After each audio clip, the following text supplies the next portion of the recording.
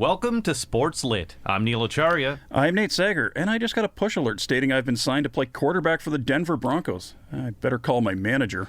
Your manager says you should put your phone on airplane mode and do this podcast. Vera said that? In 2005, Governor General Michael Jean said the time of the two solitudes that for too long described the character of this country is past. The two solitudes refers to the lack of will to communicate between the Anglo and Francophone people in Canada, and it entered the lexicon via what is considered to be a great Canadian novel of the same name by Hugh MacLennan. To what degree these solitudes exist is not the purpose of this show, or this episode, but well into the 21st century, a new authorized biography about Montreal Canadiens' former captain and GM Serge Savard that was originally published in French and translated to English can give those outside of Quebec a refreshing and insightful take from the inside of one solitude that we rarely get to see in Canadian sports books. Forever Canadien was released on October 21st, and it intricately explores the life and times of Savard, a Hockey Hall of Fame inducted defenseman who played with the Canadiens from 1966-67 to 1980-81, and then the Winnipeg Jets for 2 seasons, before taking over as GM of the Habs from 83 to 95. It begins by letting us travel back in time, to scenes right out of Roch Carrier's The Hockey Sweater. Rural post-war Quebec, young boys huddled around their parents' radio listening to Montreal Canadiens games, and then at the first chance they get, emulating Maurice Rocket Richard on outdoor rinks. Savard went from the small village of Abitibi, where his father owned a butter factory roughly 600 kilometers northwest of Montreal, to becoming a slick defenseman that won the Stanley Cup 8 times as a player and 2 more as a GM in 86 and 93. Over his career, he was awarded the Conn Smythe Trophy as playoff MVP in 1968 and was number 81 on the Hockey News' list of the 100 greatest hockey players. He also lists some of his greatest memories as representing Canada internationally at tournaments like the unforgettable 1972 Summit Series. Back to the solitudes for a moment. Let's think about the Canadian sports book market, which is understandably dominated by hockey books. What are some of the biographical books that have come across in our extensive reading history?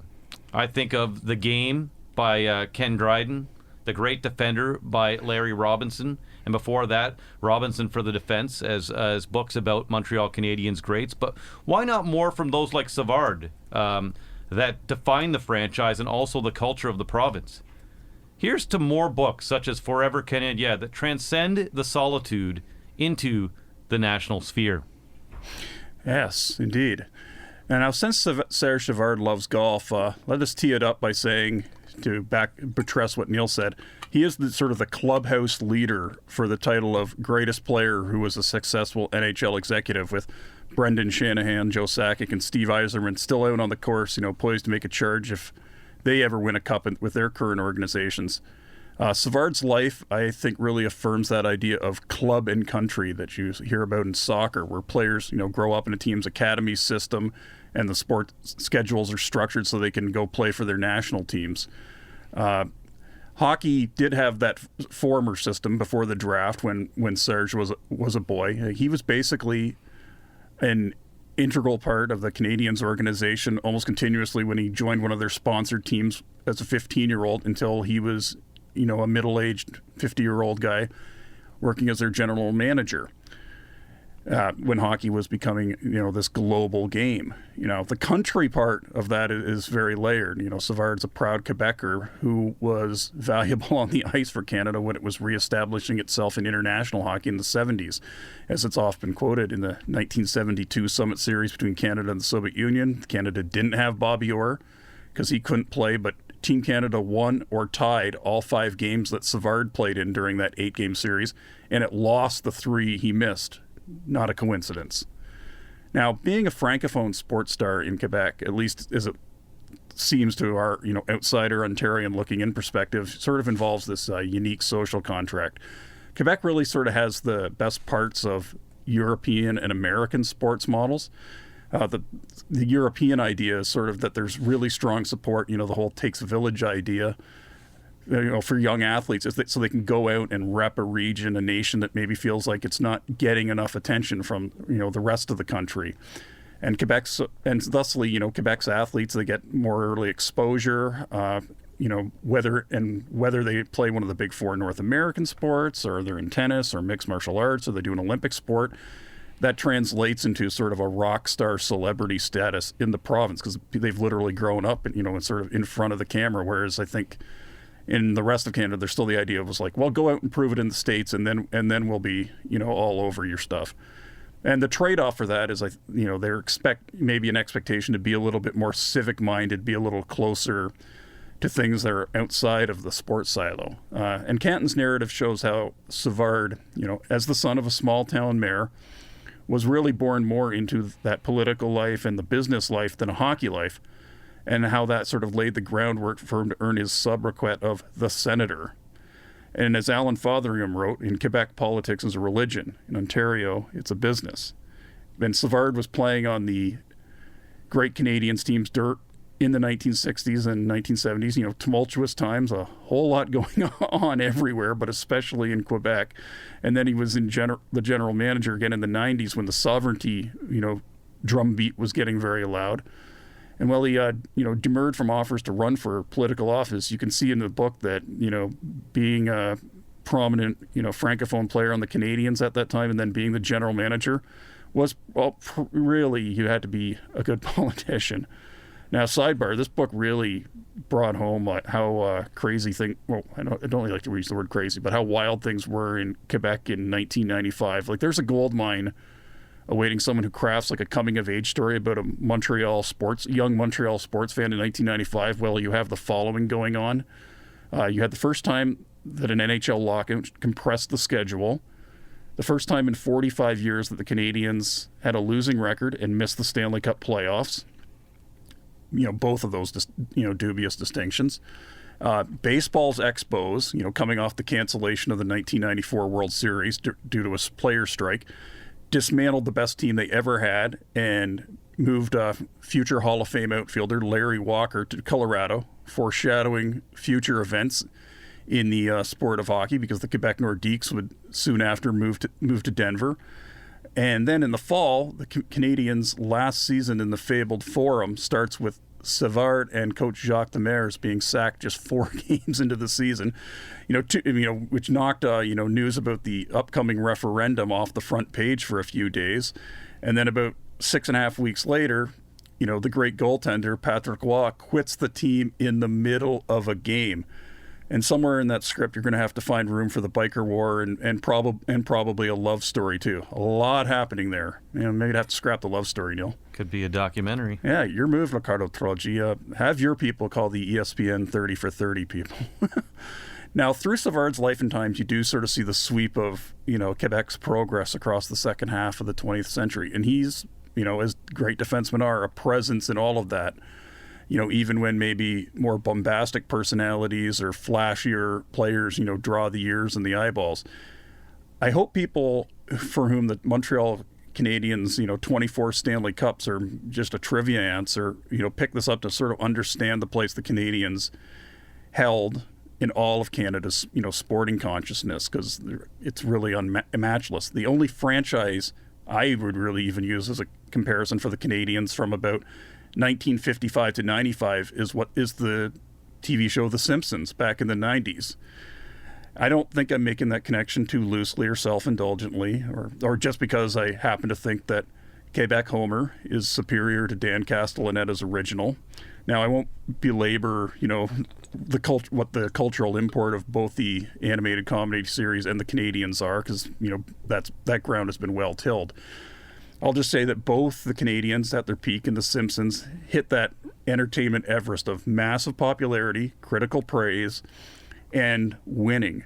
And they did it well, being, appealing to nostalgia, constantly introducing new characters and always sort of staying fresh, but being true to the original. Of course, the Simpsons is the allegory for the American dream. The Canadiens, at their peak, were an allegory for Quebec nationalism. This way to sort of avenge what went down on the plains of Abraham. It was an ethos. It was expressed by dialogue translated from Rick Salutin's play Les Canadiens. Like an army on ice, we march south every winter. We return in the spring, the conquerors. Now, basketball's Los Angeles Lakers are the winningest North American sports franchise in the last half century, but they're never going to beat that origin story. Now, the world sort of changed in a way that defies having such a juggernaut in sports or on television. There's just too many viewing options. But I mean, The Simpsons' influence from its peak era is lasting because it was subversive and it was super quotable during the last days of the analog era when there were only 4 American TV networks. So that scarcity increased the odds of getting all these outstanding creatives in one writer's room making a TV show. Likewise, the Canadiens of Serge Savard's vintage as a player seized on this incredible edge in demography due to the baby boom generation growing up before the NHL had a universal draft. So the Canadiens had first crack at the best players in Quebec, and the Canadiens management carried that inside track on Quebecois hockey talent into the expansion era, something the Toronto Maple Leafs failed to do with players in Ontario. Number 4, Bobby Orr. Yeah, how did the Leafs miss him? Now, to be clear, what I'm not, trying to minimize either the Simpsons or the vintage Canadiens. I'm saying they were very good, and it's all about what they did with an edge that just no longer exists in our world. In their day, the Canadiens inverted the cliche. They don't ask how, they ask how many. It was all about how they won so many cups by being what Mordecai Rickler called the most dashing and aesthetically pleasing team in hockey. And they probably had that title for a solid quarter century, at least within the NHL. And sort of close the loop on the forced Simpsons comparison, they had a long plateau under Savard's command in the 80s and early 90s. And that long plateau, involved the emergence of a direct challenger who entered the space that the Canadiens dynasty had created. That would be, of course, the Quebec Nordiques. Highway 2 in Alberta, now that was the road to the Stanley Cup for about 8 years in the 80s and early 90s. But at that time, the Battle of Quebec, you can't really compare the intensity of rivalries unless you're in one. I think it's been pointed out to me, but I think the Battle of Quebec crossed, class and societal lines in just this, unbelievable way. Because the Nordiques were at one end of the province, sort of maybe embodying the, one side of sort of a rural, working class, hyper-majority French side of Quebec. And the Canadiens were the big city team for more polylingual Western Quebec, closer to Ontario. Cantin and Savard detail that there was a real battle between the franchises for who could, draft and develop Quebec players. And Savard was, in the thick of all that. I mean, that era passed and, very suddenly, and the way that we get our sports and relate to our sports and our entertainment, has changed, radically in our lifetimes, Neil. C'est la vie, que sera, sera. But Savard and Canton's book really paints a portrait of a sports figure whose talent and his temperament really seem to just fit the time and place. Well said. Coming up, Serge Savard.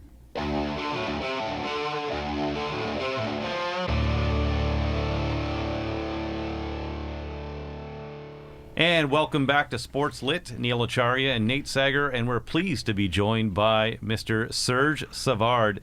Mr. Savard, welcome to the program today. Well, thank you. It's my pleasure.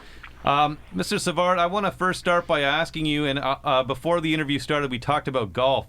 You're a businessman, and I heard you recently bought a golf course in Terrebonne from Celine Dion. Is that correct?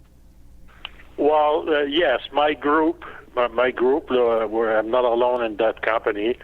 Yeah, we just bought the 36 holes called Le Mirage from Celine Dion. Her husband passed away about 4 or 5 years ago, and he was the one that was the golf nuts and that built this golf course. It's a wonderful place, and I guess the price was right, and we decided to buy it.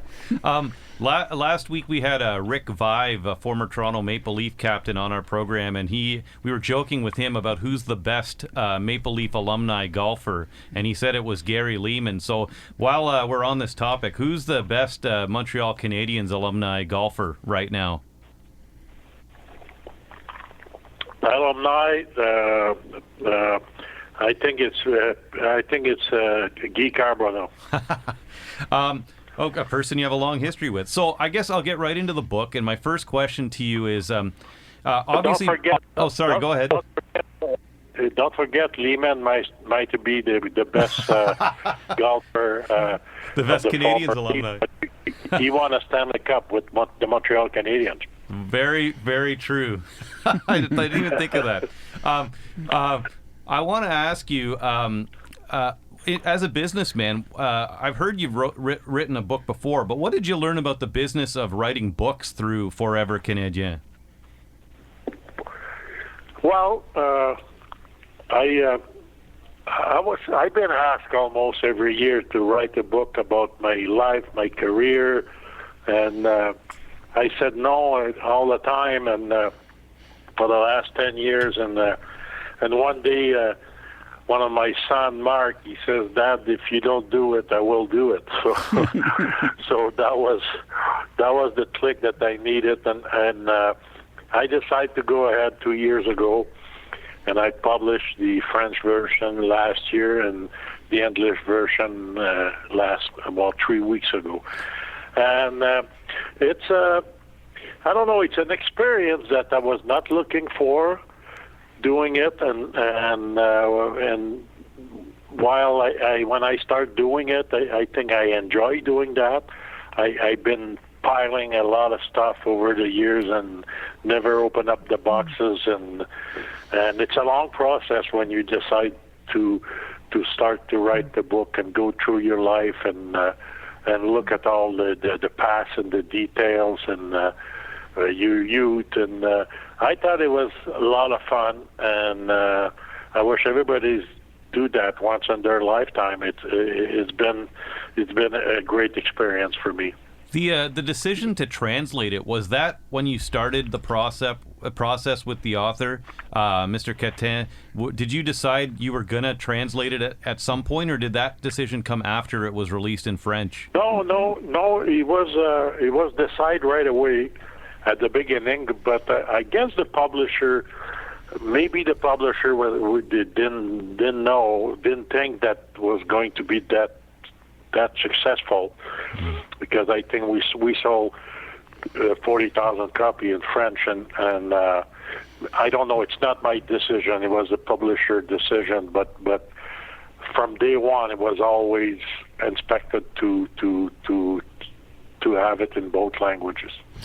And Serge, what did you really want to express about what your childhood was like growing up in Quebec in the 1950s? Well, I was born in 46 in a small town called Landrienne, which is 400 miles northwest of Montreal. And young people today won't realize that, but we had the television only in 1957, and the electricity came at my house when I was 5 years old. So I'm a baby boomer, born in 46, the 1st January 46, and after the World War II, and it was a pretty good expansion. Probably the greatest expansion in our time was after the war, and we saw, we were happy. We were happy as a youngsters, and I start. Hockey was not organized. I started to skate wherever we had ice, and I did skate on ponds and on small river, and then we had a rink, not a rink, but we had an outdoor ice, and our dream as a kid in the province of Quebec, our dream was to play for the Montreal Canadiens, and I guess a young kid from Ontario, his dream was to play for the Toronto Maple Leafs, and that's just normal. And at the age of around 15, I was at college, and I was a good player at college, and I had an invitation to attend the training camp of the junior Canadiens, and starting there, I thought I was dreaming, and I thought I had a fair chance of making it when I turned 15. So, Yeah, and I was impressed by the part in the book where you said you sort of had to remind them about, hey, I'm here and I'm a good player. I can play on your team.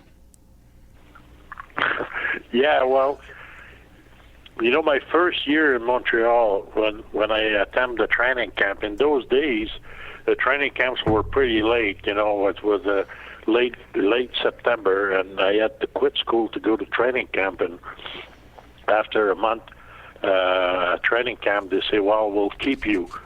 So I stayed in Montreal, but they sent me to junior A team, to 4 junior A team, and I had a tough year the first year.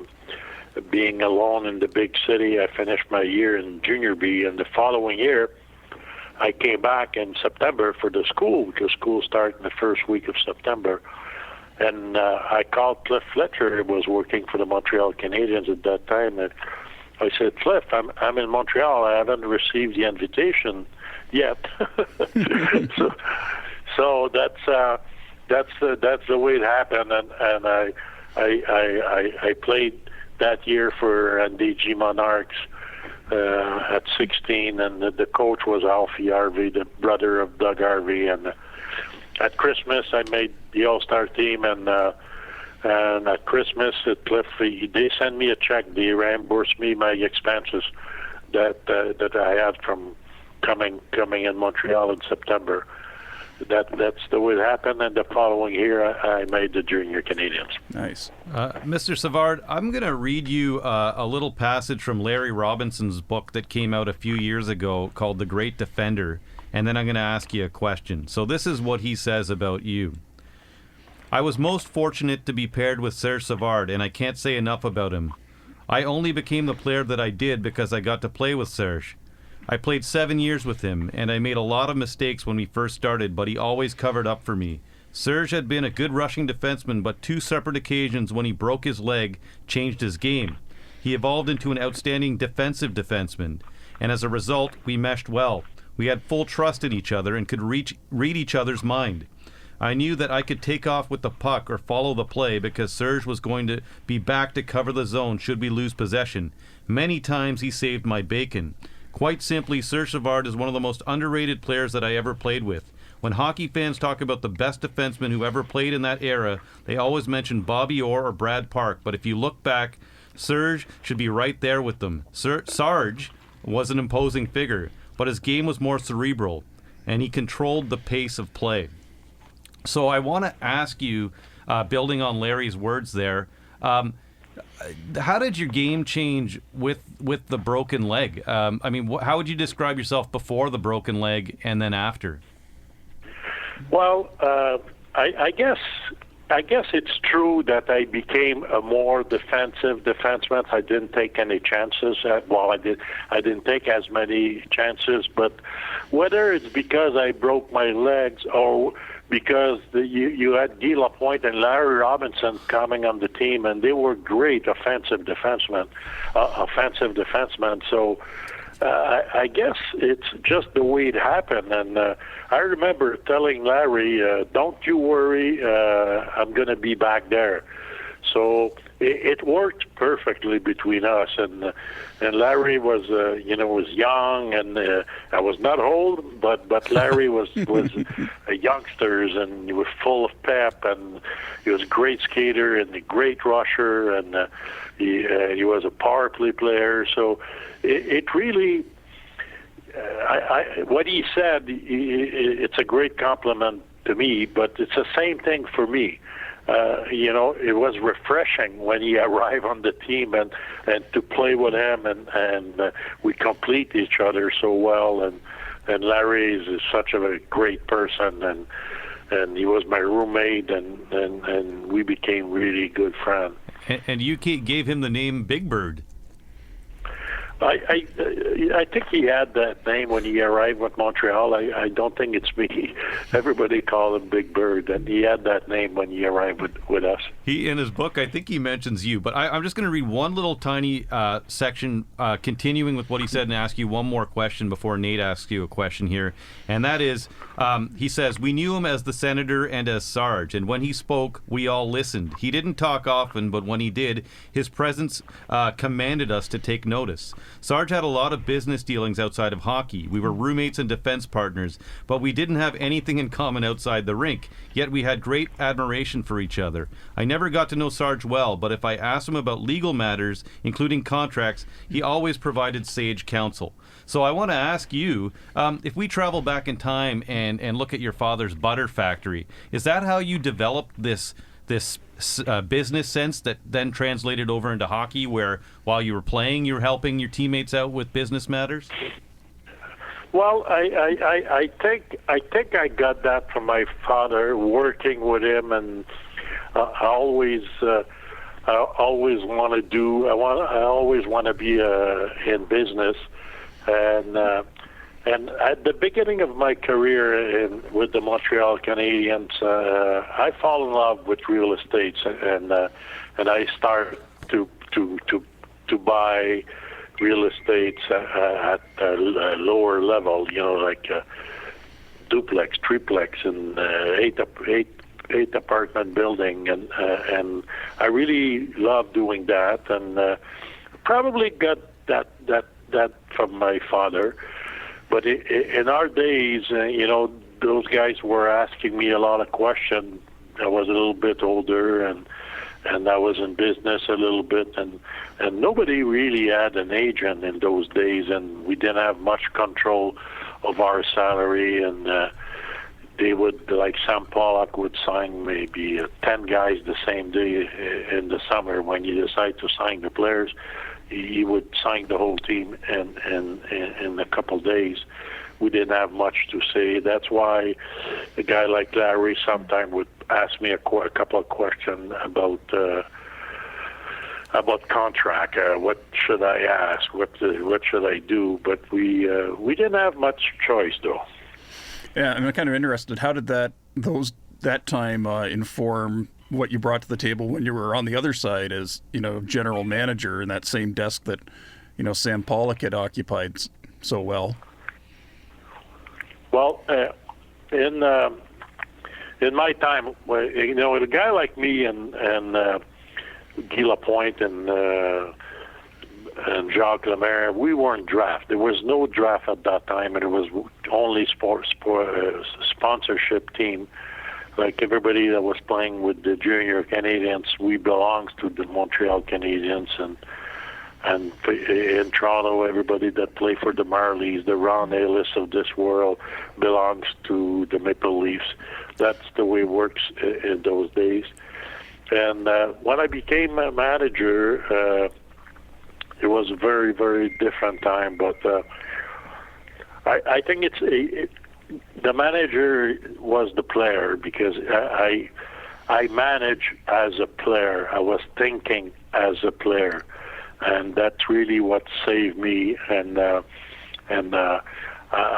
think the players believe in me, and they had a lot of respect in me, and I trusted them, and we had a lot of success. And when we were in Montreal, we were brought in with the guy like Beliveau, and before Beliveau was the Richard, with the tradition and a lot of discipline, and we continue, and on our teams was always first, and the day you forget that, you cannot win. And that's one thing that I work really hard. Even the top player of the team, even the 50 goal scorer, the team has to be first. And the day you forget that, you cannot win. Indeed. And just to relate, I made this connection a couple of days ago. My parents got married in the summer of 1973, shortly after I think you had won your, fourth Stanley Cup. And my dad at that time had a rule, if he didn't watch the playoffs if Montreal was out. So, and my mother would want to watch the playoffs. And again, I don't think that, and it was a couple of years before the Habs won again.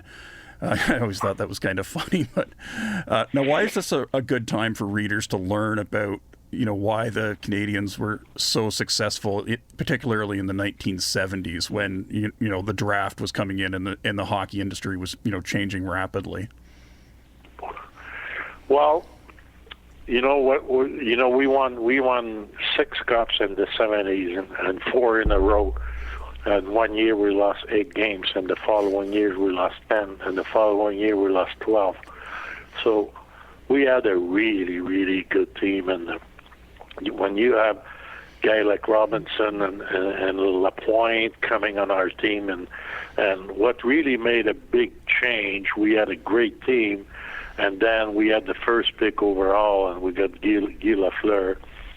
And as you know, Guy Lafleur dominated the National Hockey League for about 8 years, and really, he was really the best player of the league for 8 years.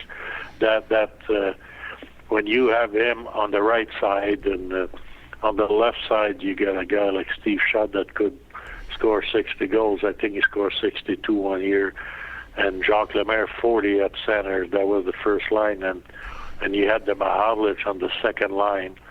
That tells you what kind of a machine we had. And those were obviously, really, interesting times in Quebec. I remember Dick Irvin relating in one of his books how when you were playing, and so was Lafleur and others, and for Canada in the '76 Canada Cup, and I think some people in the media maybe started up a thing. Well, why isn't there a Team Quebec? How you must have felt like you guys were being put on a spot and had to pick your words pretty carefully when that topic came up. Well, I never paid attention to that. I'm a Canadian first, and I played for my country in 1972. I'm very proud to. I played for Team Canada '76, and for me, it's just a couple guys that mentioned that never paid attention to that. So we were as many people, as many players that were from out of the province of Quebec on our team, and we were all friends, and we worked very, very well together. And some people didn't understand that we could get along very well together, and we did, and that's I think that team, Canada '72, did a lot for this country, and I was. It's one of the highlights of my career, and as we speak, we're having meetings every week, and me and a group, and with Ken Dryden, and we're preparing for the festivities in 2022. It's going to be 50 years in 2 years. Time goes fast. I'm getting some chill bumps just hearing you describe that. Serge, I'm going to just stick with the topic of Quebec here because I find it very interesting. And I'm just, again, all my questions involve reading parts of books, so I hope you don't mind. But this is from your book, and it's right after you were hired as GM in 1993, and it says, later that day, Serge received journalist Régent Tremblay in his new quarters on the second floor of the Forum. And there's a quote. There was a time when no one would have dared to imagine a francophone in this office, he reminded him. It was unthinkable, but times have changed. We've practically abandoned the classics training that used to prepare our elite to be lawyers, notaries, and politicians. We sit on boards of directors, we learn, we make our mark.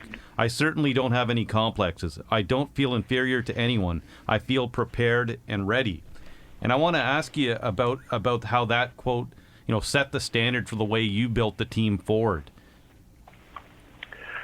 Well, it's true. When I was a player, I never thought that I could be in that job. It looks like it was not for us to be in that job. And 2 weeks after my season in Winnipeg, I was offered that job. So it came overnight because I never thought that I would be in hockey after my career, and all of a sudden, after 2 weeks after the season, I'm the new general manager in Montreal.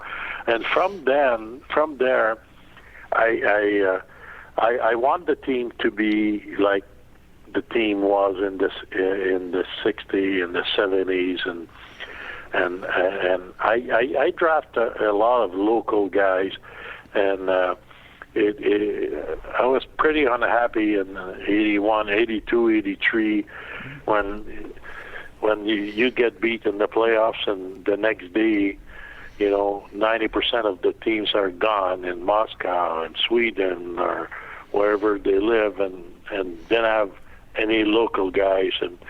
And 16 years in Montreal, I was on the 8th Stanley Cup, and every year we lost. Every year we lost. All summer, people were asking, what happened? What happened? How come you didn't win this year? We had to pay this price. And I did want to have a team where most of the players would spend their summer in Montreal. It has nothing to do with being French or English. And I draft Momesso. He's an Italian, and he was a local guy.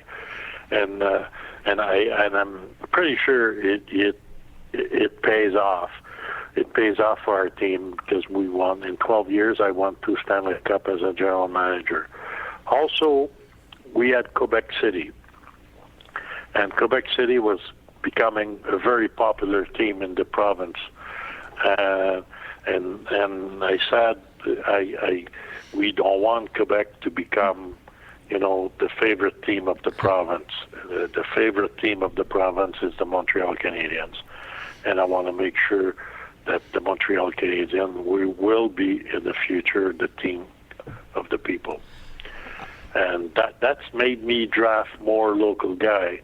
It doesn't mean to draft bad guys. Get Patrick Roy in the third round, but that was by drafting in the Quebec League. It was a big advantage for me because all the scouts and the other teams, they rated the Quebec League a lower caliber than the Western Hockey League and the Ontario League. So that was a big advantage for me. A guy like Claude Lemieux and Stéphane Richer, which I got both of them in the second round, those guys, if those guys would have played for the Toronto Marlies, they would have been in the first round. Wow. I want to ask you too as well.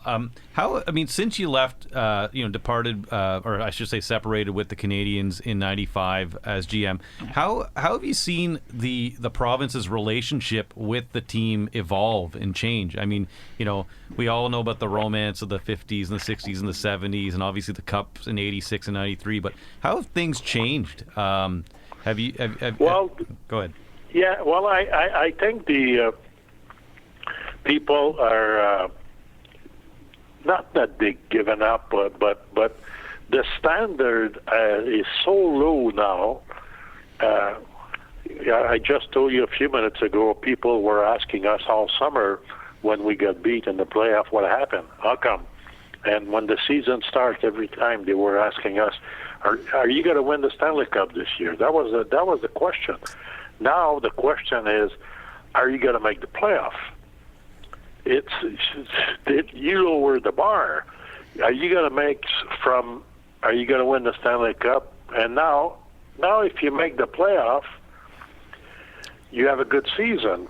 And Montreal made the playoff because of COVID, and they won one round, and everybody's high now. Montreal is a good team. We've got good young players, and 90% of the population is convinced that Montreal have a good team because of the marketing. The marketing which didn't exist in our days. The marketing today, as soon as the season is over, when you have a bad season, they start to talk about their kids. They have the good players, good young players. But the 3 or 4 young players that Montreal has, everybody has 3, 4 good young players in the league. So it's a different time. It's a different time, very different time. Yeah, and speaking of how it was different when you were the general manager, I was really interested how you said having an NHL team in Quebec City and having them trying to draft Quebec players that really made the Canadiens organization focus that much harder when you were GM. Yeah, it made me a better GM. I worked harder, and I want to make sure I have the team to beat them. I had the team to beat them. Yeah.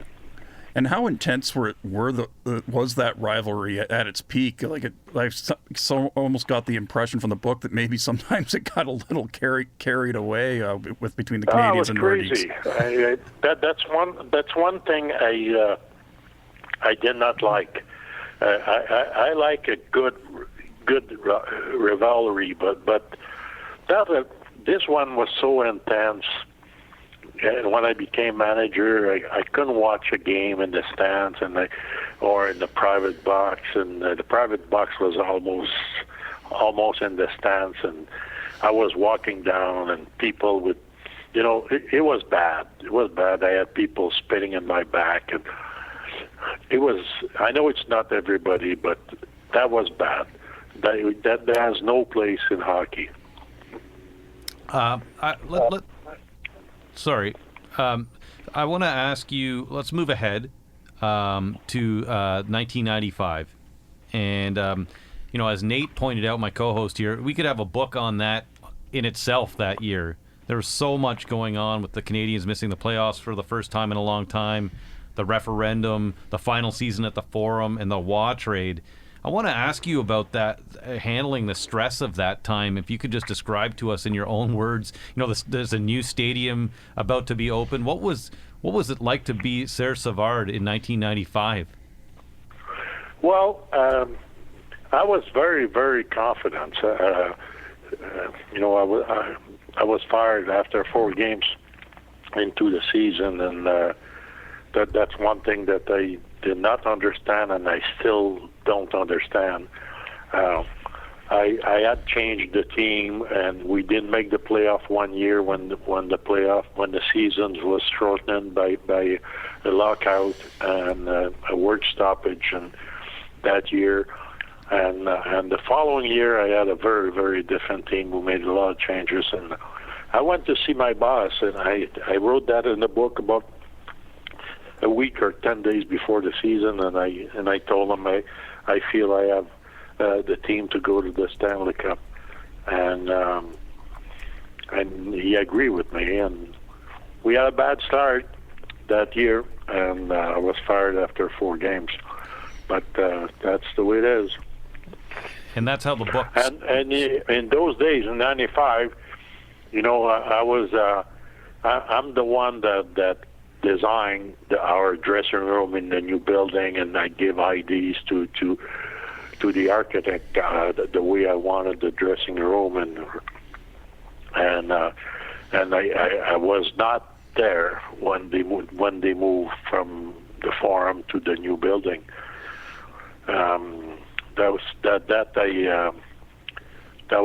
That hit me pretty hard.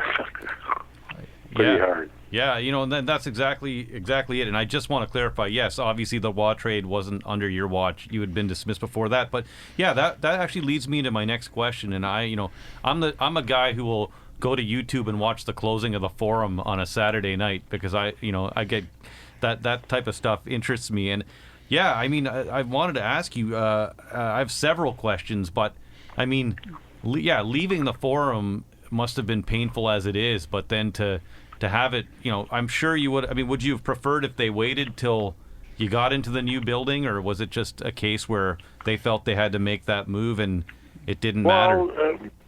They felt they had to make that move, but it was pretty hard for me to see on television when they made the move. The management and the players in a convertible car, and when I see Rajaul and Mario Tremblay in a convertible car carrying the torch and to bring it in the new building. For me, I spent 33 years in the organization. I won 2 Stanley Cup as a manager, and I was looking forward to that. And but that was a tough time. It was tough to watch. Because we're on, I'm going to just ask you, because in the book, it does say, you knew every inch of that building, the Forum. So I want to ask you, if I was just to ask you to describe the Forum, what it meant to you in a word, what would you say? Well, it's heaven. It was the best building. in the league. Everybody, if you ask, in those days they were asking players, what's the best place to play a game? 9 out of 10 was the Montreal Forum. Where's the best ice in the league? It was the Montreal Forum. Montreal Forum, that was the shrine. And I just loved the place. I played there all my life. I played Junior B there, Junior A, and with the Canadian. I always played in that building. And that was amazing. And I don't know if we try at that time every way to build a new building where it is, where the old Forum is. And we would have to play a full season in another arena, and they couldn't do that. I have to ask you, and I asked Ken Dryden this once when they revealed his postage stamp at the Hockey Hall of Fame, and I loved his answer. I'll tell you what it is after I ask you the question. And the Canadians, I think, in all of sport, and I don't follow too much European sport and soccer. I know it sort of, but in North American sport, I don't think there is a team in any league that does ceremony like the Montreal Canadiens. So what makes them, I mean, you've had your jersey retired, you've been there when others have been retired. What makes the Montreal Canadiens masters at ceremony? Well, we all our life we said it's your team, and when I was a manager, we told the people that too. It's your team.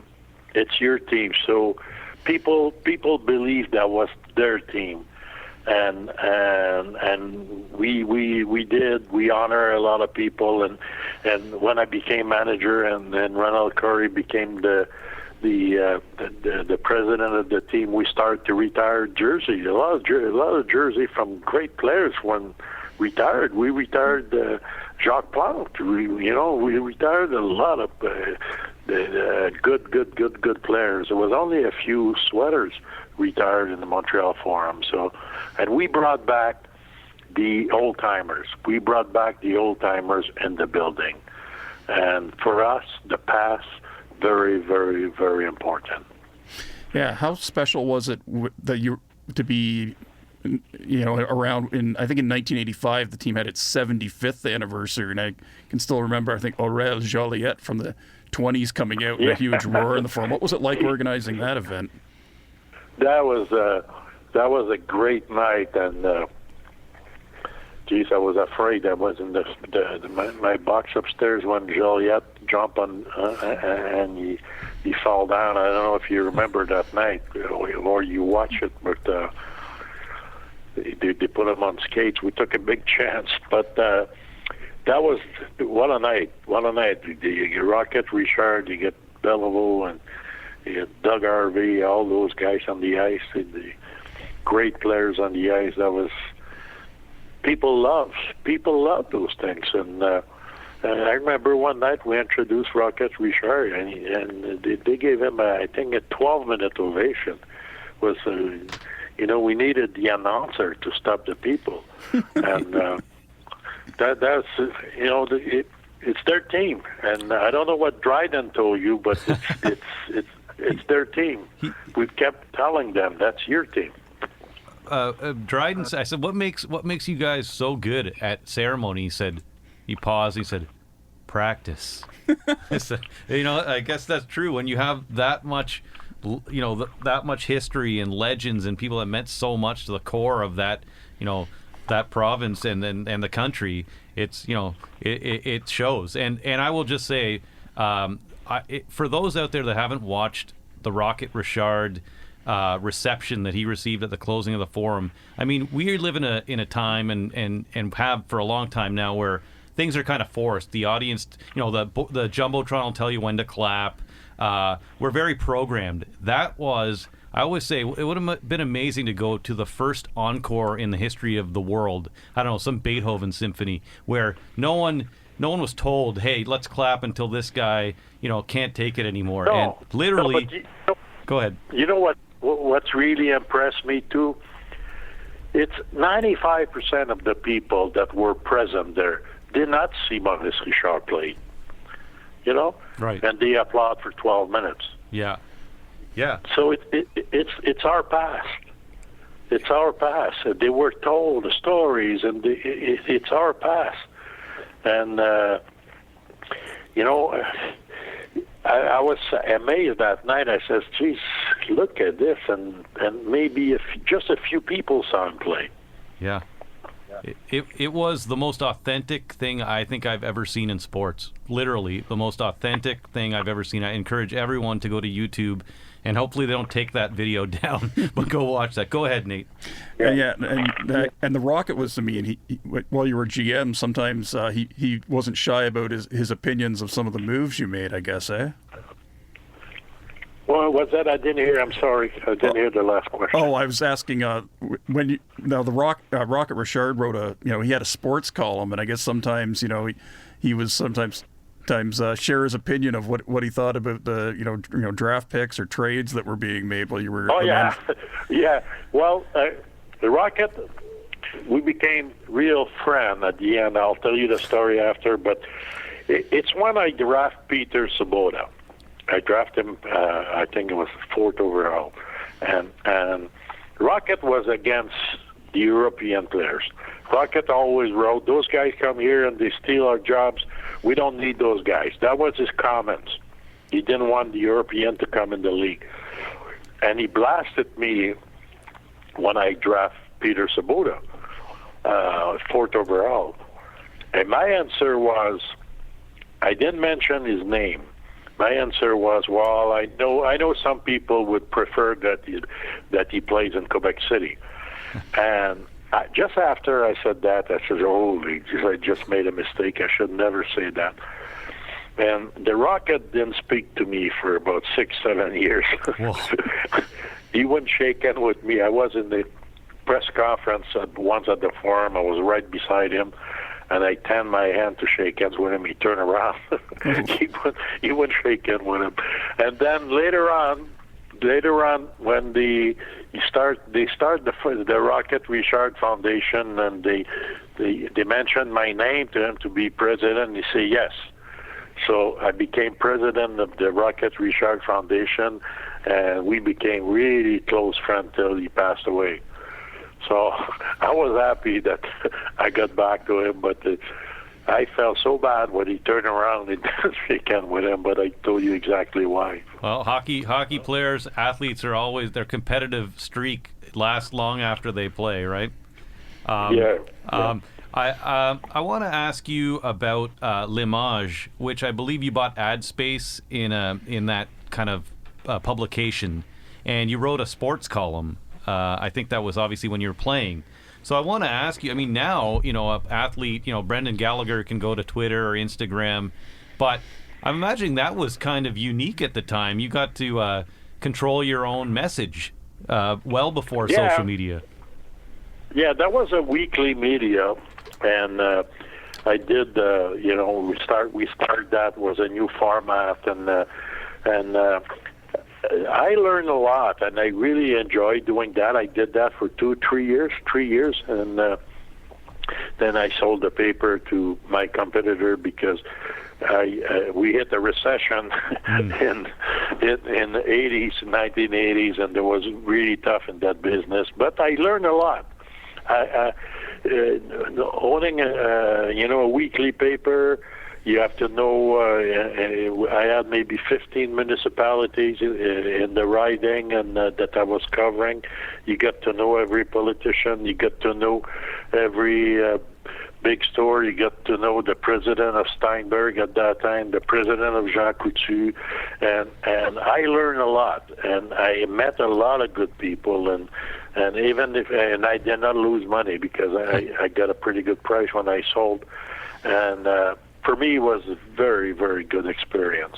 I want to ask you, just going, in the few questions we have left, I just want to backtrack on when you talked about drafting Peter Swoboda, and it's a great story, by the way, in the book for those that read it.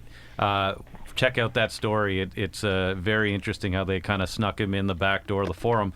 for the draft. But I want to ask you about playing the Soviets, and there's a lot in this book about what you value in hockey, and you didn't like the the way the league was turning out with the Broad Street Bullies. But how did you feel? Did you feel a kinship, like a connection? Did the Canadians and yourself feel a connection with the Soviets?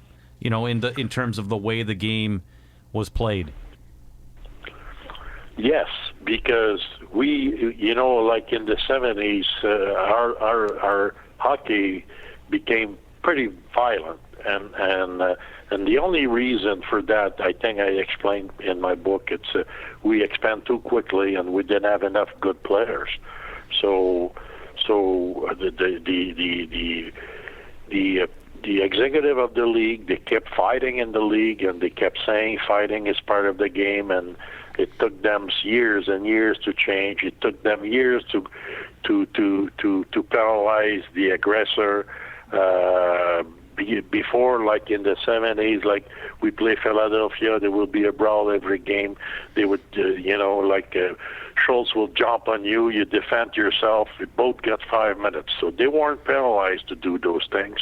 And it took years and years and years, and I never liked that in my life, and I fought all my life to ban fighting in hockey, and it's coming slowly, but I don't think the league believe into that. They want to keep that. They want to still keep it. And for that reason, our style was more like the Red Army style that we played.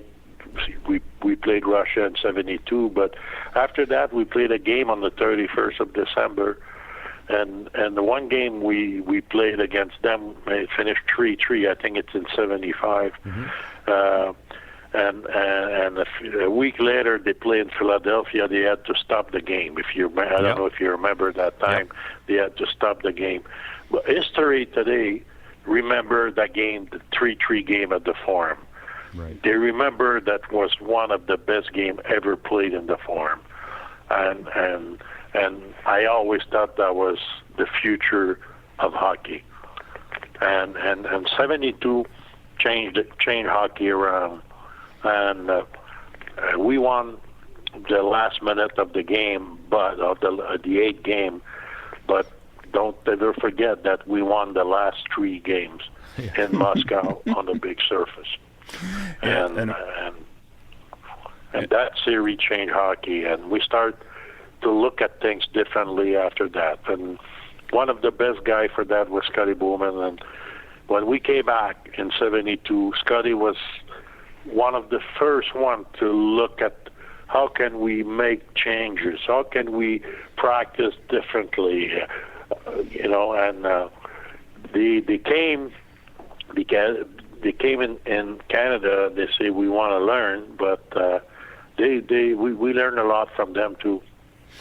Yeah, and of course, your teammate Ken Dryden has written a really good book with Scotty Bowman. I wanted to mention quickly for our listeners that 1984 draft, obviously Mario Lemieux was the first pick, but I just did a quick search. 18 players taken that year played 1,000 games in the NHL, and Serge, 3 of them were your draft picks. Peter Svoboda, I believe Patrick Waugh, and Shane Corson, I think, was that year too. Shane Corson, yeah. Shane Corson. Now we're this far in. It's in my book. I'm very proud of that. I became GM in '83. I won the Cup in '86.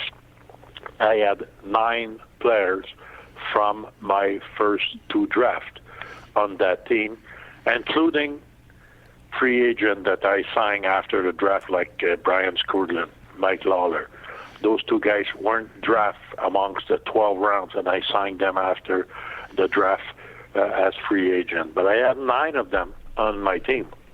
That's pretty good because I say 12. Now there's only 7 rounds. So I mean, teams got a lot. They got to dip into the draft pool a lot more back then. Now we're this far in. We have not really asked about Philippe Cantin. Your partner on this book. I understand the 2 of you spent more than 115 hours together working on this. At least. twice a week, over, sometimes we were on FaceTime. We were not always together. Sometime on FaceTime, I was here in Hilton Head for a while, and twice a week we would go from 9 to 12, 3 hours in a row, and he's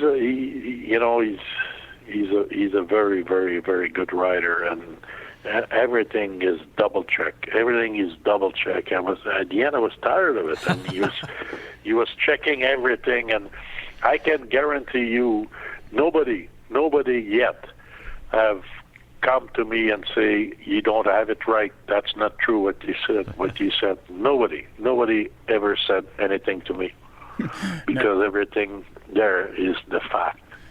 Now, we started off with some golf and we've been on hockey, but it is the football season, and you are a Green Bay Packers fan. What is the story behind that, how you chose the Packers as your favorite team? How did that relate to maybe who the people around you at that time were cheering for?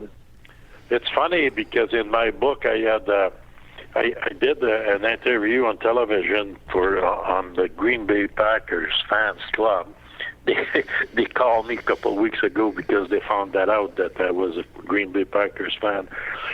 It started in 1966, Super Bowl I. In 1966, my first year pro, that's the year before the expansion, and I played a couple games before when they had 6 teams. But the year of the expansion, Montreal sent all their young players in Houston, Texas, and that was the Central League, because they want to keep all the older guys for the expansion draft, the Jean-Guy Talbot and all those guys. They want to keep them as bait for the expansion that was coming up, the 6 teams. And that year was Super Bowl I, and most of them, I knew football, but it was not a sports on television like it is today, but I didn't know much more.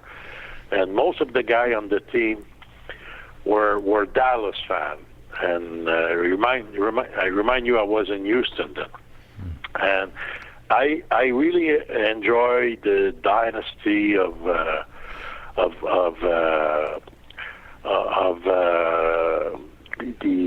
Packers and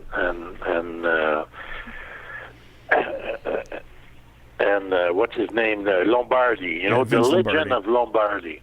That's why I became a Packers fan, and all our career we kept the name Lombardi alive. Like if the bus was at 11 o'clock, we say be there at 10 to 11. That was Lombardi time. Lombardi meant discipline, and that's how I became a fan from day one. Mr. Savard, my last question to you, and this has been an excellent conversation. On the front cover, there's a picture of you holding the cup, and you're looking at the cup with, starry eyes. And I want to know, what cup was that? Because you're looking at it like you'd never seen it before. I think it's the last one, 79. Ah, yeah. And it just shows how magical it is, because it might as well have been the first time you were holding it. You know what I knew at that time? I knew that it would have been the last one, because I knew Jacques Lemaire was leaving, and I knew Ken Dryden was leaving, and the Montreal Canadiens was going to be a good team, but was not going to be a dominant team after 79. Mr. Savard, thank you so much for your time today. It was a true pleasure. Thank you very much. It's my pleasure. Thank you. Thanks. Yeah, merci beaucoup.